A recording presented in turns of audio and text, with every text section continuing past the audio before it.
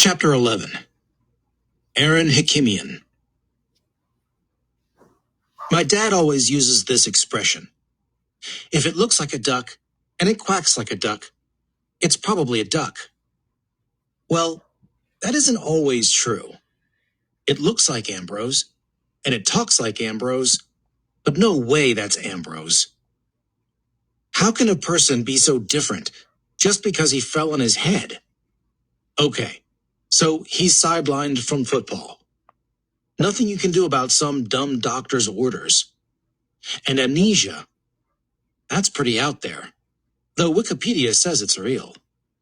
But even if every single memory is erased from your head, wiped clean, like my phone when I dropped it in the toilet, you should still be the same person, right? Chase just isn't. That's not the kid Bear and I grew up with, played sports with, broke all the rules with, since we were in second grade. You can see it in his eyes.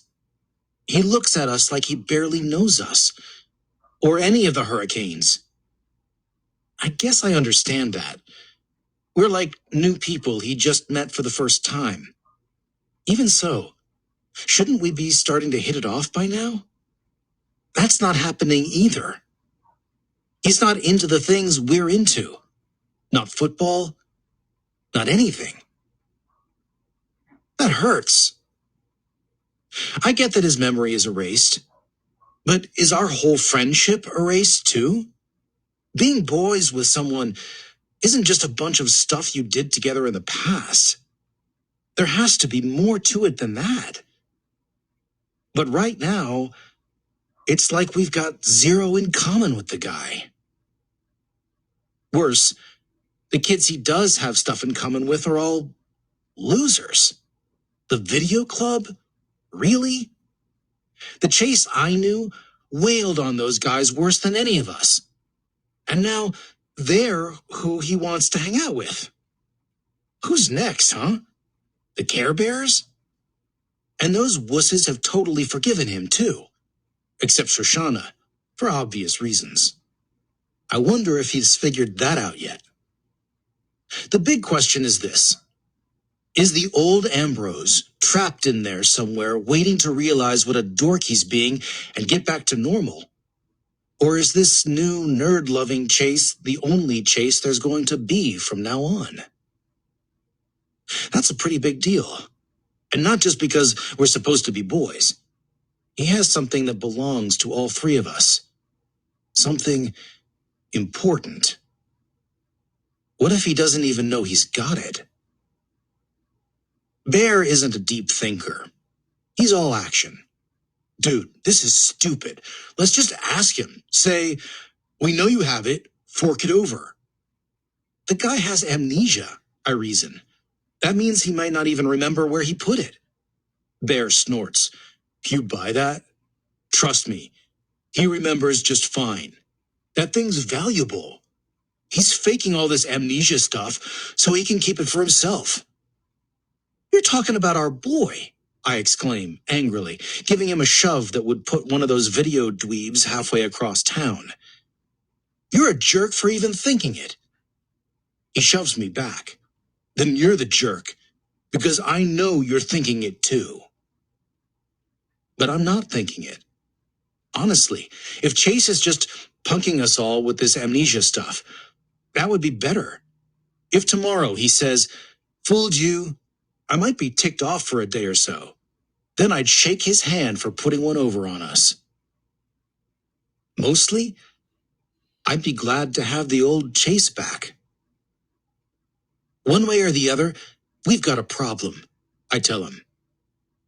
If we face him with it, and he honestly doesn't remember, then we've just confessed to a guy who isn't really our friend anymore.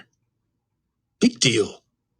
It is a big deal, I persist, because the new Chase is a goody-goody. He stands up for losers. He does community service when he doesn't have to. If he forgot what we did, I don't want to remind him. A guy like that could turn all three of us in because it's the right thing to do. Unless he's lying. Bear adds grimly. And we'll deal with that too, if necessary. We'll just have to wait and see. There's nothing more frustrating than trying to squeeze the truth out of someone when you can't let him know what you're trying to get him to say.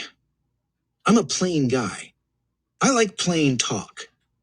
But in this case, it's too dangerous. Our best chance to coax it out of him is at the Graybeard Motel. But it's not so easy there either. Bad enough he does community service when he's off the hook. Why does he have to be so gung-ho about it? It's depressing to watch him. He delivers more snacks in 20 minutes than Bear and I could stretch into a whole afternoon. And in that extra time, he reads to people. He pushes wheelchairs around. He helps the old fogies with cell phones they don't have a prayer of figuring out. Is it just me, Bear mutters, or is he deliberately trying to make us look bad? I don't think it's on purpose, I mumble back. He really likes it here. The old fossils like him, too. We can't walk 3 feet down the hall without some Dumbledore or Dumbledora hauling him in to adjust the TV or to reach something from a high shelf. Bear is insulted. We're taller than Ambrose. We can reach stuff. How come nobody ever asks us? Because we'd say no, I remind him. Or maybe just ignore them. Listen, it's annoying that all these blue hairs love Chase, but it's not a mystery. Even sour-faced Nurse Duncan, who wishes our community service was over even more than we do, has a smile for Ambrose, and an even deeper scowl for Bear and me. It doesn't help that Chase has forged the closest friendship of all with the one resident he should be staying away from, that crotchety old warhorse in room 121. Wouldn't you know it, the one graybeard who hates everybody, and who all the other graybeards hate right back, has decided to love Ambrose. Go figure. It's those stupid Korean War stories that brought the two of them together. Chase can't get enough of them. And the geezer is overjoyed to have someone willing to listen who doesn't have to change his hearing aid battery 5 times in the course of it. How come you guys have so much to say to each other? Bear demands. Ambrose shrugs. He's interesting. It's not every day you meet somebody who's won the country's highest medal. Why does he always have to bring that up?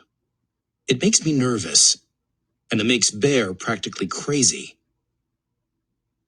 Wikipedia says the Korean War only lasted 3 years, I grumble. He's already told you every minute of it. What more is there to say? Ambrose laughs. He's nice. He's not nice. Ask anybody in the building. He calls noise complaints on squeaky wheelchairs. He yells out spoilers on movie night. The nurses hate him even worse than we do. If this was a reality show and they got to vote somebody out of the Graybeard Motel, he'd be on the street.